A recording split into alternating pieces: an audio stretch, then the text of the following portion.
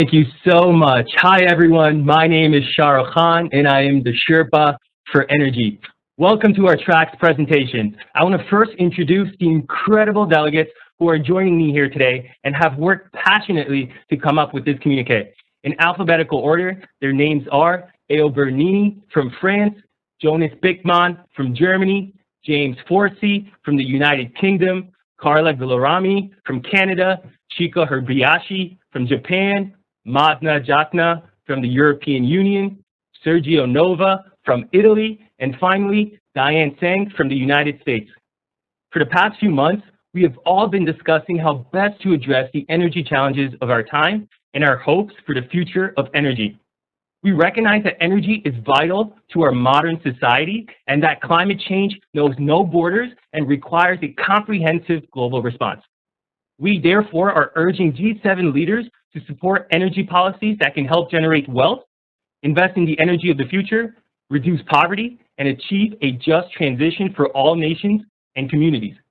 We all know that COVID-19 has sent shockwaves throughout the world in 2020, and we're asking G7 leaders to treat the energy sector as a tool for invigorating the economy without an extreme cost to the environment.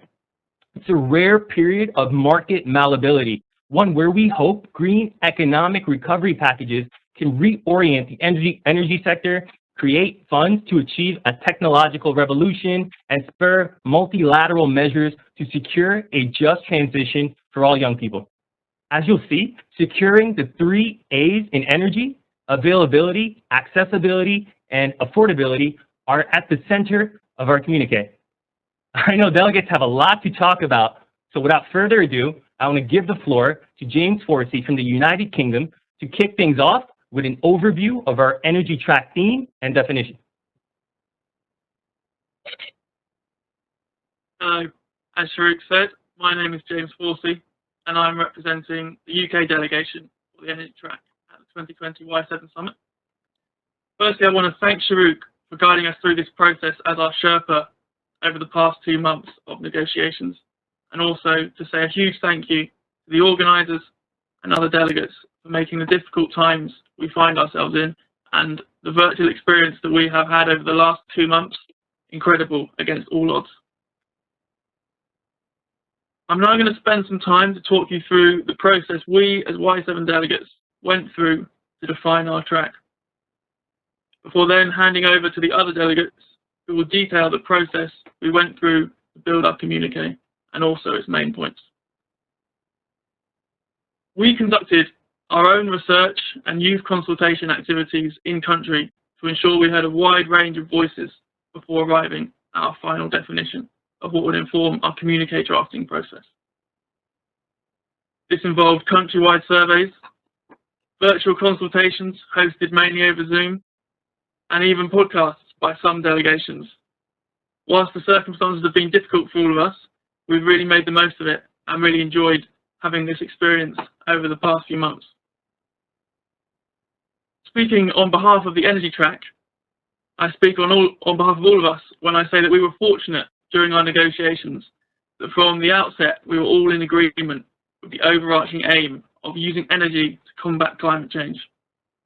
This meant that for most of our discussions we could focus on building a commonality and have a collaborative approach to the negotiations and the drafting of our communique document.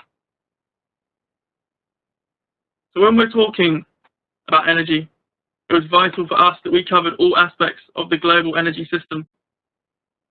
So this includes energy sources, the existing polluting generation systems that are in place, and the ever important role of future of renewable generation sources.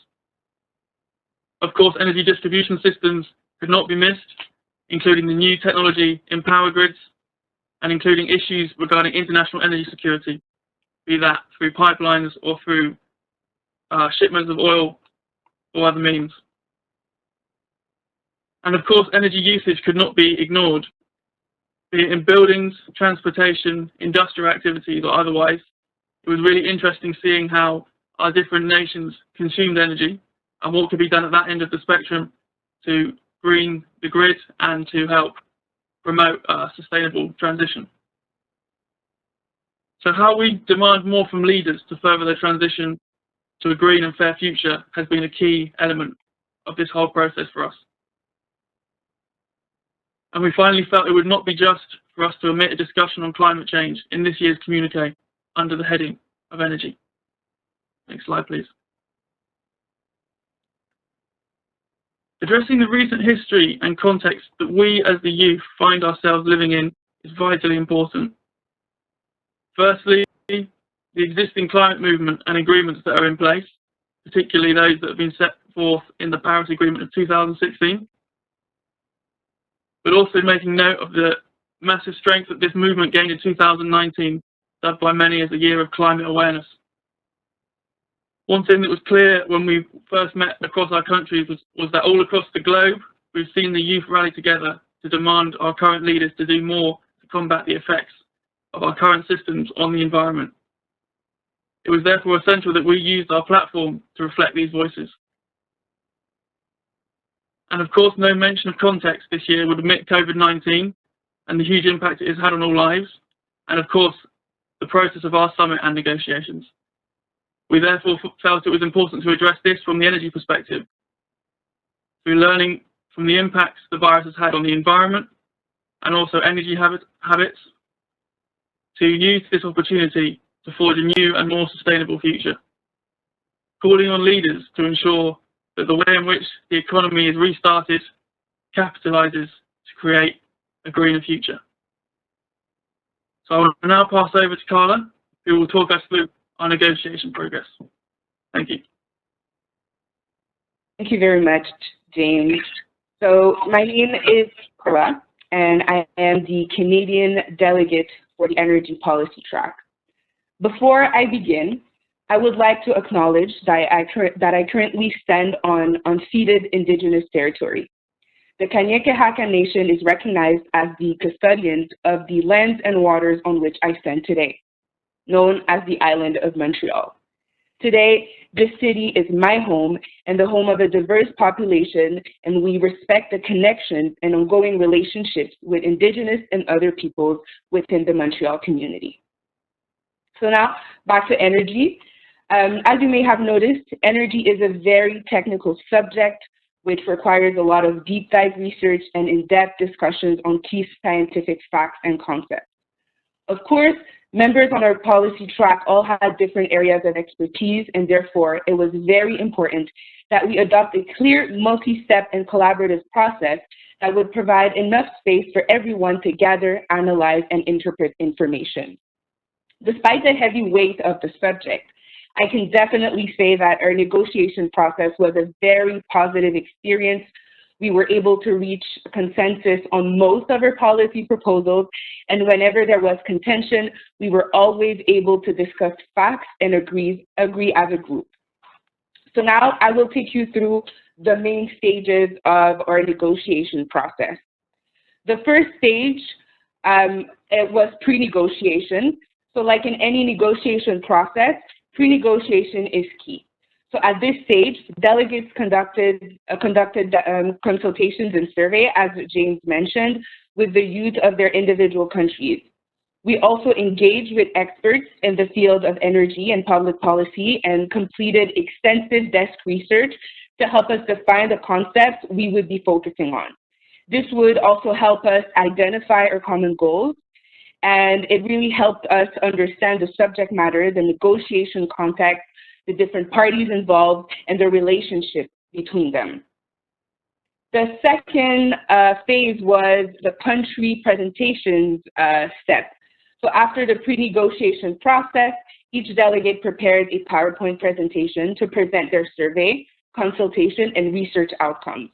We took the opportunity to also share data on our individual country's energy profile, which includes numbers on energy production and consumption.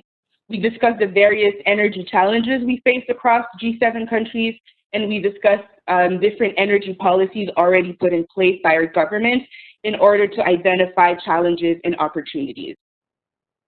The third phase was the consensus step, which was very important. After our presentations, we spent several weeks discussing and collecting feedback on our initial presentations and proposals. We all reflected on our priorities and selected the policies we would put forward. Each of us drafted a one-pager with refined policy proposals that reflected additional research and exchange of ideas between delegates. And all the one-pagers were then compiled to create a comprehensive list of recommendations. The fourth step, which is the voting phase, is what allowed us to present to you the communique that we will be sharing with you later on today. So once we compiled all of our policy proposals, we obviously ended up with a very long document. During a few weeks, we identified common themes and combined similar proposals together. We voted on the recommendations we wanted to take out based on their alignment with our common vision. We also voted on the best language to help us reach an outcome that is satisfactory for all parties concerned and that encompass our shared values.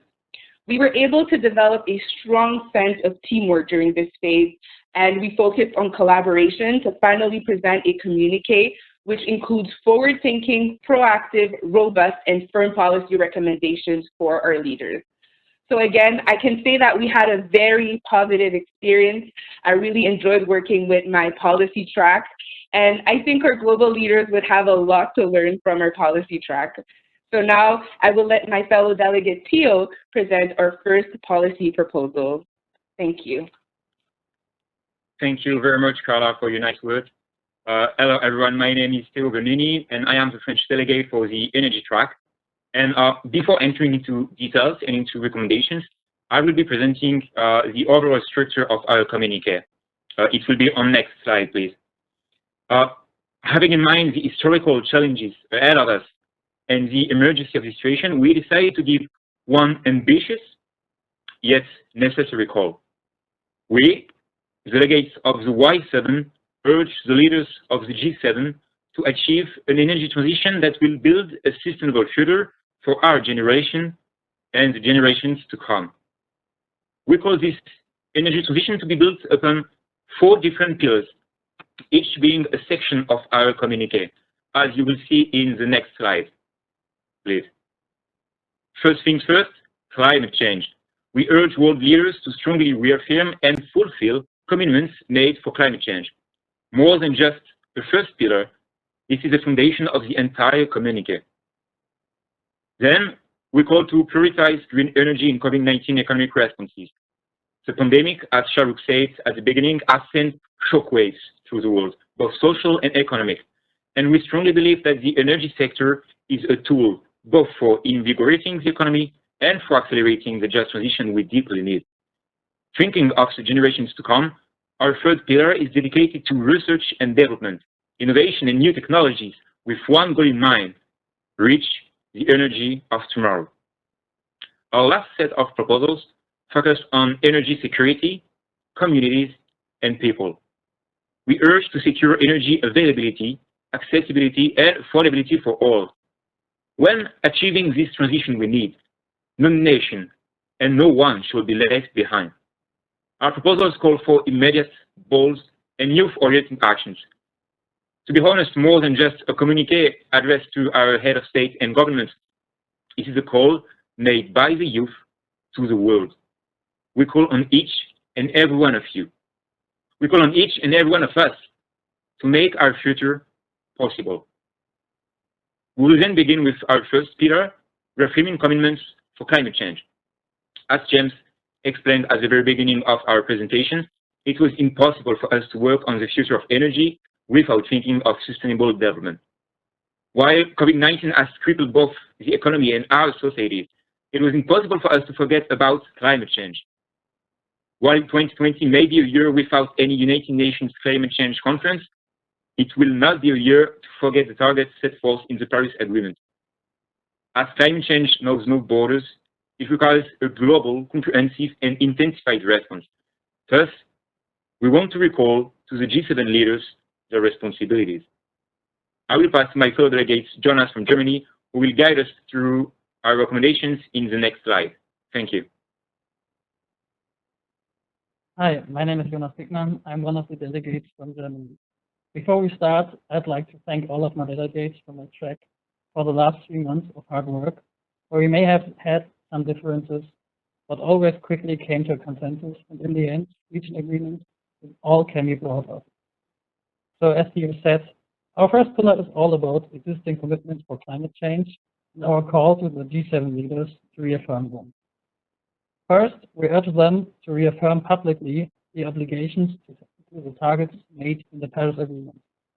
Following that, we want them to enhance internationally determined contributions and to accelerate the decarbonization of the global energy system. To make the progress of this more transparent, we ask the G7 leaders to enforce the public sharing of information about the environmental performance in these targets. This shall include sharing via social media, as well as including traditional media. At last, the G7 leaders shall pursue the Sustainable Development Goals, particularly Goal 7, ensuring access to affordable, reliable, sustainable, and modern energy for all. As pursuing the existing commitments may not be enough for the problems the energy sector is facing right now or will be facing in the future, we came up with different proposals as well. I will now pass on to Sergio. Thank you, and next slide. Thank you. My name is Sergio, and I am the delegate from Italy. As mentioned before, our second pillar regards the topic of energy in the post-COVID-19 economic stimulus. Aligning COVID-19 recovery efforts with the objective of the international agreement and goals discussed in the first pillar will require a multilateral approach comprising of holistic policy packages, resource deployment, and enhanced international cooperation. But it would result in massive socio-economic gains. Therefore, amid the extreme circumstances we find our world into, we ask the G7 leaders to commit to a green recovery stimulus package for inclusive economic growth while accelerating the green economy. It is critical to actively steer energy-related investments towards sustainability, especially in those key areas of clean energy, such as energy efficiency, solar, wind, batteries, hydrogen, and carbon capture, utilization, and storage, just to name a few. Secondly, carbon tax schemes have had, over the last decade, a great success. But while full competitive markets based on the commodity of CO2 are being explored, government should set carbon pricing to place a minimum cost on corporate CO2 emissions without allowances for business and without shifting the burden to consumers. Now, my fellow delegate Magda will present to you the other proposals belonging to this second pillar. Next slide. Hi. Thank you so much. My name is Magdalena, and I am the delegate from the European Union. First of all, I'm extremely grateful to the organizers of the summit and my policy track for the month of hard work. If I could ask for the next slide, or maybe it's still loading. Yes, thanks so much. To build on what my colleagues already said, we call upon the G7 leaders to define a roadmap to phase out fossil fuel subsidies and, importantly, reinvest of the revenue gain. Such a roadmap, in our opinion, should include strict deadlines and actions based on scientific data. Second, we ask the G7 leaders to invest in energy efficiency in the building and infrastructure sectors. This action will both boost the economy in the post-COVID-19 world, the world which faces the global recession, and secure jobs. At the same time, it will bring long-term positive effects on saving energy in this crucial sector, which traditionally is responsible for large energy consumption. Third, the sustainable transition will definitely not take place if we relieve workers from the non-renewable energy sector behind. Therefore, we call for making training schemes available for all employees in the traditional energy sector. Next slide, please.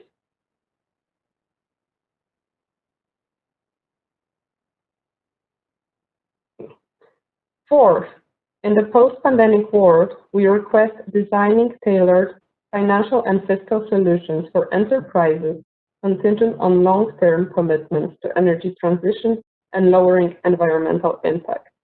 Our call for this action is motivated by the belief that businesses which are willing to take the lead in securing our green future, should be supported and encouraged to continue their action, also should be encouraged by the public sector.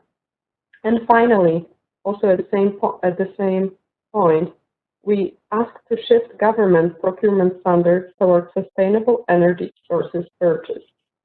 The public sector should set an example for other businesses, and these renewable sources should be the default in all governmental related purchases and investments.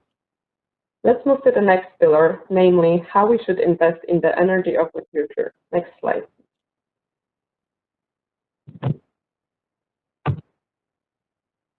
To my colleague Magda, my name is Diane and I'm the delegate from the USA.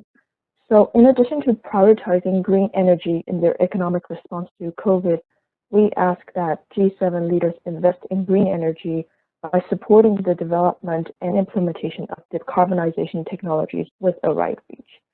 Some of the many choices we have right now that are scalable include renewable energy generation technology, which my colleague James has covered earlier, carbon capture and sequestration, which entails the gathering of carbon dioxide at its emitted source, storing it in reservoirs and keeping it from returning to the atmosphere. In addition, we have polygeneration, which is the creation of two or more energy products from a single process. Efficient energy storage, which will be a vital element of the green energy transition to allow us to meet consistent demand with fluctuating levels of renewable energy production. We also have hydrogen fuel cells, which are made from hydrogen and oxygen. There are obviously many more choices available, but we wanted to mention these choices in particular to start. Moving on, also ask you to commit to low carbon transportation. The transportation sector came back as a major component of all G7 nations' energy mix and is a necessary part of life. So it is therefore important for the sector's activity not to become an additional burden on the environment. This can be as simple as making cities more pedestrian-friendly rather than car-friendly, such as expanding cycle lanes and thinking hard about the flow of energy within each city. Other options include expanding charging infrastructure for electric vehicles and investing in viable alternatives to emission-heavy flights, such as high-speed rail that have competitive fares. Our next point is for you to support strategic finance schemes and public-private partnerships for emerging solutions.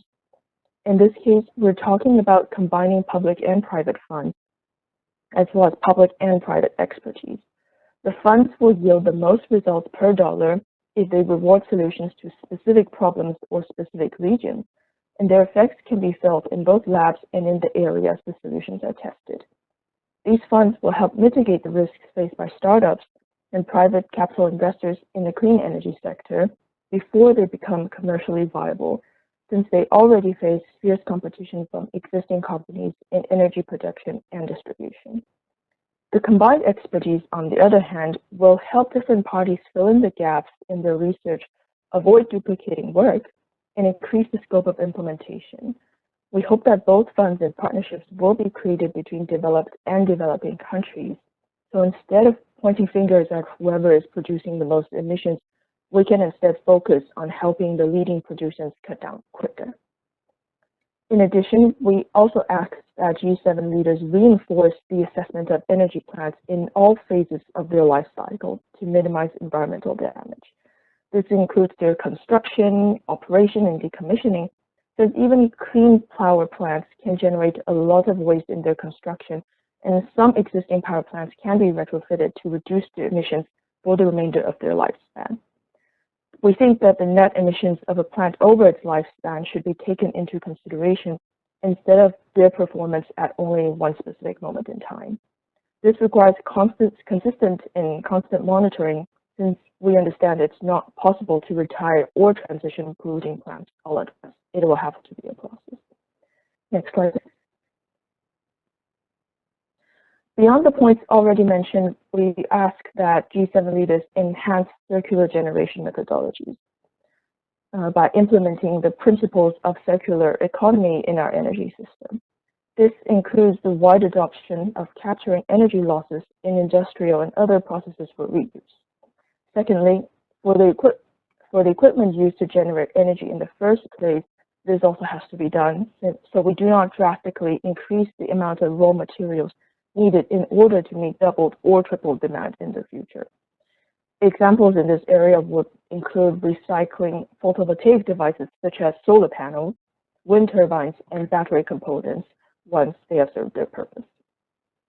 We also ask that they explore nuclear fusion as a potentially safe, sustainable, and non-carbon emitting energy source. This was actually a point that led to a lot of contentions within our track. So we want to clarify here that what we are advocating for is nuclear fusion, not fission. Fission is what's currently being used in the source of past accidents, while fusion is still in the experimental stages, but has already shown a lot of promise as an even better alternative to fission. We believe continued and further support of nuclear fusion technology will play a key role in enabling countries to transition to a green energy system. One of its major advantages is that its main byproduct is helium, and it doesn't provide long-living radioactive waste. Its materials cannot be converted to use in nuclear weapons, and it cannot cause a plant meltdown by virtue of its design. And lastly, we ask G7 leaders to support higher education and practical training for youth by encouraging their collaboration with the clean energy sector and by establishing relevant certificate programs. Options include proposing practicums between businesses in the clean energy sector and graduating students in the field, so these students can gain experience and employment by contributing real-life solutions before graduating, and establishing an internationally recognized certificate will also help in this regard, because students studying energy are currently doing so in a variety of domestic programs. An international certificate can become a passport of sorts for them. So when they present the certificate to potential employers will be able to see a uniform quality in the training they have received. I will now turn it over to my colleague Shiko for section 4. Next slide, please. To Diane, my name is Shiko Hirabayashi. I am from the Japanese delegation. Today I will be talking about our proposals regarding how we can secure energy availability, accessibility, and affordability for all, as in Goal 7 of the SDGs. Before I get into our 6 specific proposals, I want to give a brief overview of 1, how we tried to incorporate the youth perspective, and 2, how we organized our proposals. For 1, as for the youth perspective, we tried to show our ambition as much as possible through focusing more on the sustainable and clean energy systems.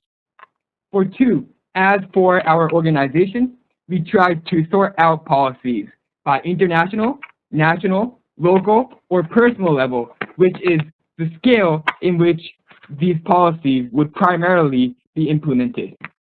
I would like you to keep these 2 points in mind as I move on to our 6 proposals.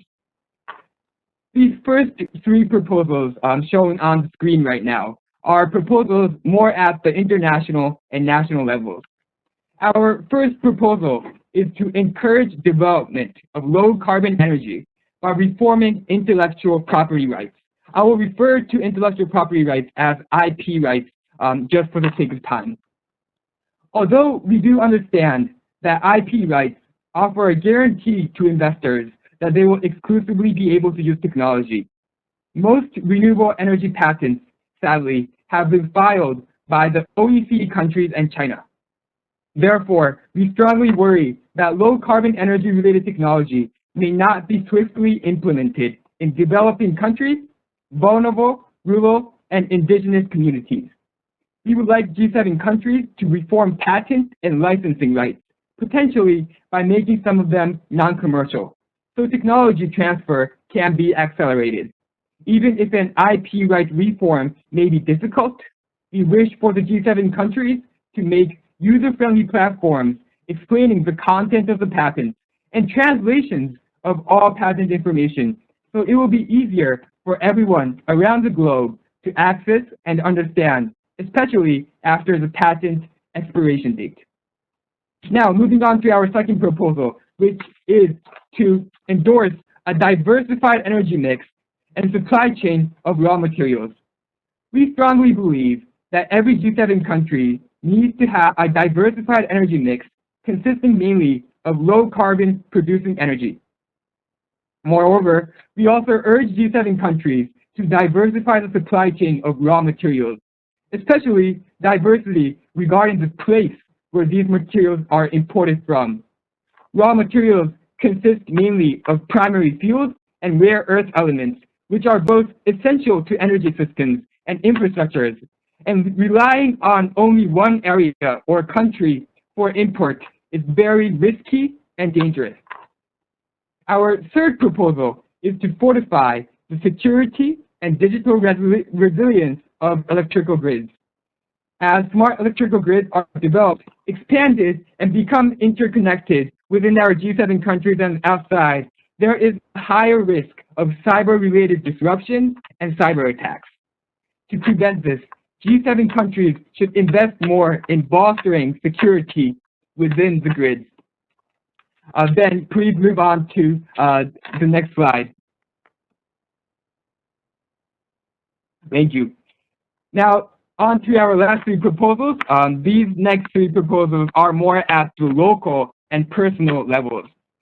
Our fourth proposal is to achieve local sustainable energy communities through empowering them to deliver energy infrastructures.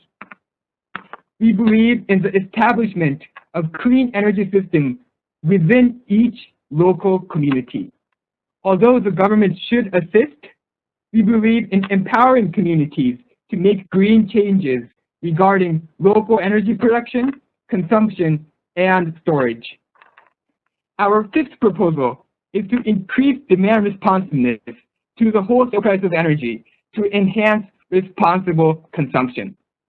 This is a pretty complicated one, so I have quite a long explanation for this one. So although energy producers respond right away to change in electricity demand and alter the electricity price, from the consumer side, it is less common for consumers to respond to the price change. And in many cases, consumers end up using excessive electricity or paying more for electricity, especially during certain hours of the day when the electricity cost is high. The focus of this policy proposal is to increase the response of the consumer to the wholesale spot price of electricity. For example, by propagating the use of smart devices, particularly smart meters, which can be attached to any appliance and measure electricity use, and linking them to an app or website which follows the electricity price, consumers can limit electricity use when they are using too much or when they know that the electricity price is very expensive. These solutions could help in shading peaks of electricity demand, which are hard to handle, safeguard consumers, and achieve overall energy saving, which will lead to lower carbon emissions. Our final proposal is to create financial and fiscal incentives to encourage households to incorporate green self-generation systems.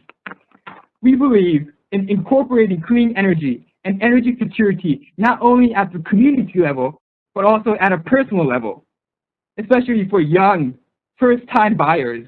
We believe in the need to set financial incentives so households can incorporate green systems, which include thermal insulation, batteries, and small-scale solar biomass projects. These are our 6 proposals for this 4th section. Thank you for listening, and I will now give the floor to Carla to wrap us up. Thank you very much, Chico. So I want to thank my fellow delegates for this amazing presentation on the energy of the future. And to you, the public, I want to remind you that energy is a huge part of our day-to-day life.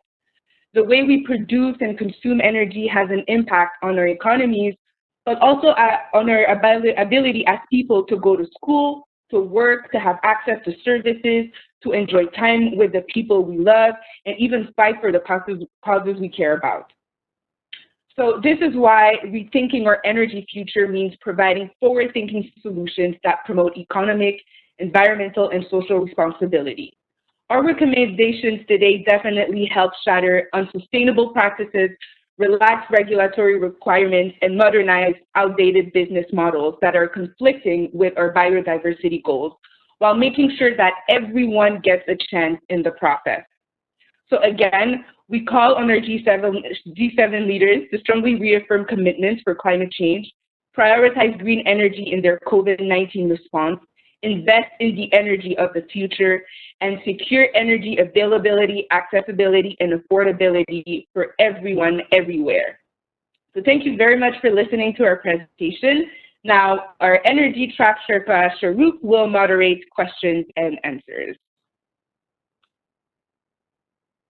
Thank you, delegates, for a lovely presentation. It's been an absolute pleasure working with you all these past few months.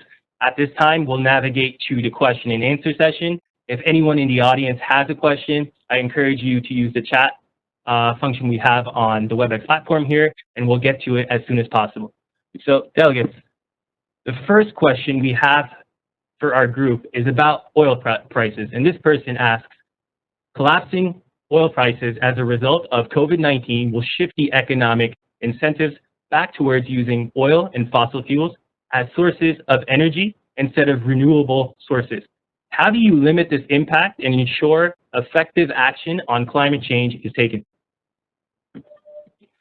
I can start building on this very interesting question, if you don't mind, then my delegates can also hop on and build on my answer. So there are basically two different ways to see at this issue, which is a very important issue. The priority so far in 2020 has been to keep households and companies afloat amid the extreme circumstances. You all have seen the plunge in fossil fuel prices and the consumption caused by COVID-19 pandemic actually plummeted. But what you might not know is that this set to bring global fossil fuel consumption subsidies down to $180 billion globally, which is the lowest ever recorded since the IEA, the International Energy Agency, started recording these values in 2007.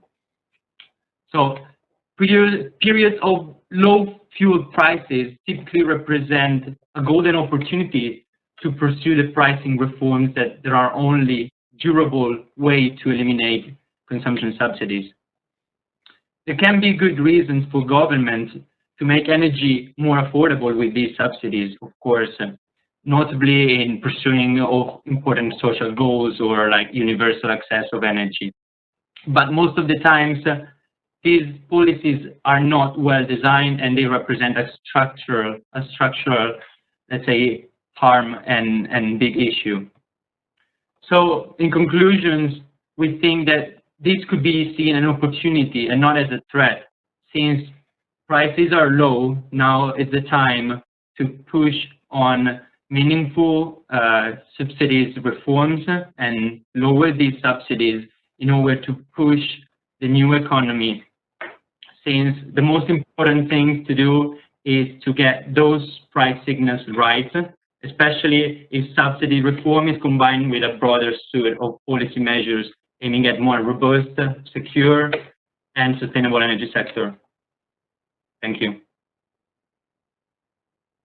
Thank you so much for your answer, Sergio. Our next question builds off of the fossil fuels team, and this person asks how you would deal with people in places like the Niger Delta who often make their livelihood on illegal oil refineries and who already fight their government militarily over attempts to shut them down.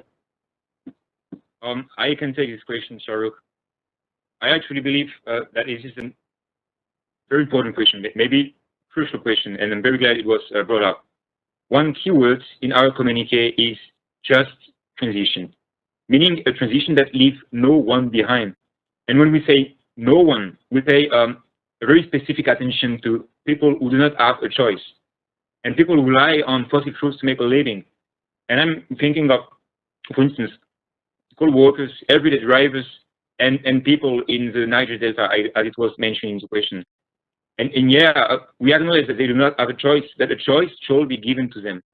And for instance, jobs in renewable energy will reach 42 million by 2050, efficiency measures will create 21 million jobs and system flexibility 15 million jobs by 2050. And for every US dollar, $1 spent for the energy transition, there will be a payoff between USD3 and USD7.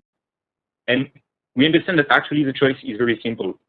It's either business as usual, either intensify conflict, as it was mentioned in the question. And our entire communique is a call to achieve a transition based on social justice. And that are the values we share.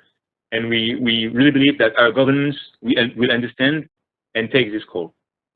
Thank you. Thank you, Theo. Shifting now to energy security. The question is, how can we ensure energy security at a time when the global world order is being reshaped due to COVID-19? Thank you. I can take it. We as the delegates believe that the moment we are at now is the moment of reset. That's why we have observed that oil prices dropped to historically low levels. At the same time, the energy usage around the globe temporarily decreased. This is why we reached a moment for an ambitious stimulus plan to help countries restore their economies. People, of course, around the planet are losing jobs. That's why we need economic stimulus. In the budget here, we would propose this ambitious green plan, and at the same time, countries will secure that they are actually on track with the Paris Agreement proposals. Hence, they will deepen their energy transition. We are at an amazing time to reform fossil fuel subsidies and reassess the options countries have to accelerate their clean energy transition and at the same time sustain a recovery that's better for all. Thank you, Magda. Our next question deals with energy policy, and this person asks, if and when policies are made for green energy, how would coal workers, pollutant workers, and other people in that industry be compensated as it is more than 1 million people working in that industry? I'll take it. This is a very, very good question, and this is a concern that I've heard a lot in our consultations, and this is an issue that we face here in Canada, where we have a huge part of the country who relies on fossil fuels and other pollutant sectors. So it is very important that the energy transition is inclusive and doesn't single out one industry or one sector. So this is not a fight against our hard pollutant workers. We have to make sure we engage in an inclusive dialogue to make sure our policies support the fossil fuel industry in developing new green and efficiency standards, in diversifying their lines of business, and reskilling the workforce. So I don't necessarily think there would be compensation per se, but we need to make sure we help these workers transition into the green economy and not keep them out of work.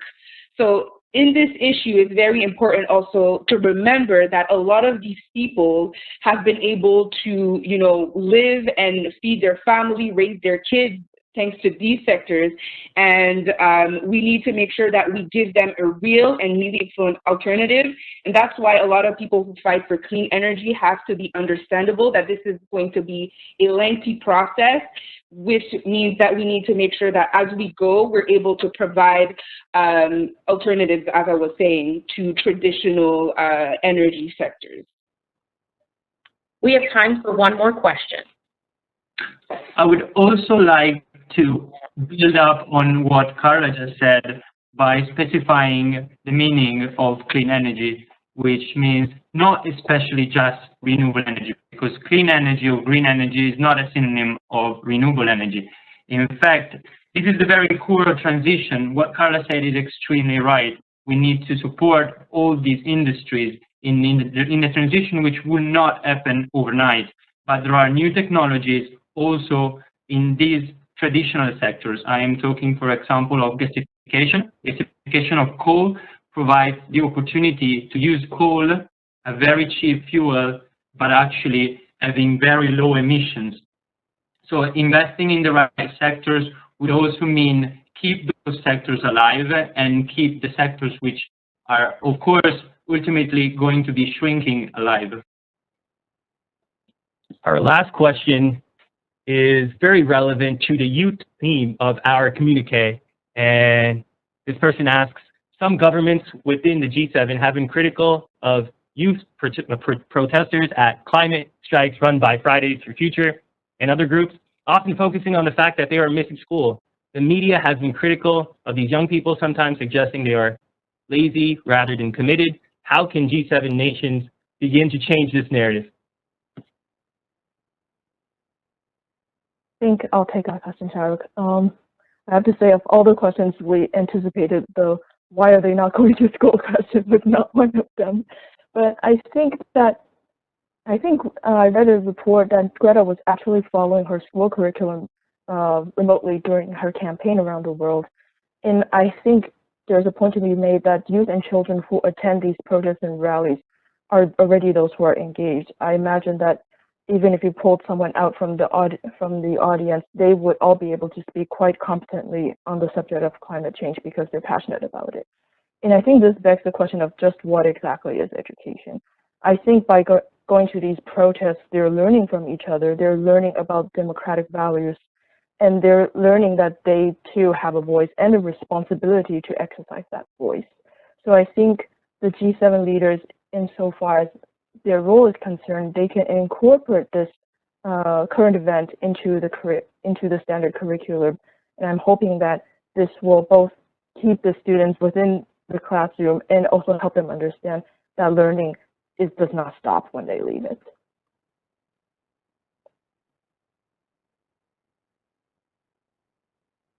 Thank you, everyone, for your time. That is the end of our presentation. I hope you have an enjoyable rest of the day. Thank you.